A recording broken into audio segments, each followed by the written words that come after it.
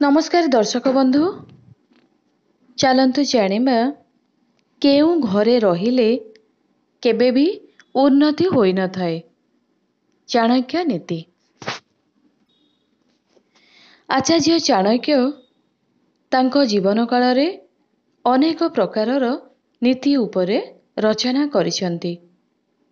कहा जाय जे जेतेबेले जणे व्यक्ति आचार्य चाणक्यंकर द्वारा रचित नीतिर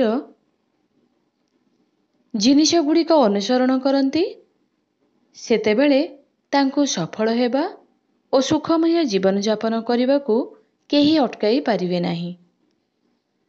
आचार्य चाणक्य नीति अनुଯାयी जदि जणे व्यक्ति सठिक घरे न रुहंती तेबे से चाहिले भी मध्य खुशी रे रही पारिबे नाही।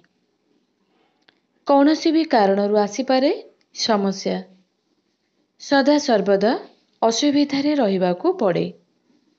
केवल एतिकी नुहे, एपरी घरे रहुथिबा लोकमाने मध्य जीवन रे अग्रगति हासिल करिबारे बहु असुविधार सम्मुखीन हुअन्ति। माँ लक्ष्मी एपरी घरे केबे भी आशीर्वाद प्रदान करती नाही। जेउ घरे मूर्ख व्यक्ति को सम्मान दिया जाए, आचार्य चाणक्य नीति अनुଯାयी माँ लक्ष्मी सेही घर को केबे आशीर्वाद प्रदान करती नाही। जेउठारे जणे मूर्ख व्यक्ति को मान और सम्मान दिया जाए, धनर देवी माँ लक्ष्मी एपरी घरे केबे भी रुहंती नाही। एपरी घरे रहुथिबा लोकमाने कदापि खुशी हुअन्ति नाही एवं सेमाने सर्वदा एक प्रकार असुविधार सम्मुखीन होइथांती। जेउ घरे सर्वदा झगड़ा और असंतोष रही थाए। आचार्य चाणक्य नीति को जदि विश्वास करा जाए तेबे जेते परिश्रम कले मध्य गृहरे कौनसी अग्रगति हुए नाही। जेउ घरे सर्वदा झगड़ा और असंतोषर वातावरण रही थाए, माँ लक्ष्मी केबे भी सेही घरे रुहंती नाही। जेउ घरे सर्वदा अशांतिर वातावरण थाए, एही कारणरू टंका मध्य घरे केबे भी रहे नाही।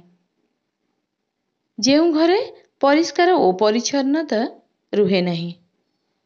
आचार्य चाणक्य नीति अनुଯାयी जेउ घरे परिष्कार परिच्छन्नता प्रति दृष्टि दिया जाउ नाही, सेही घरे कौनसी अग्रगति हुए नाही।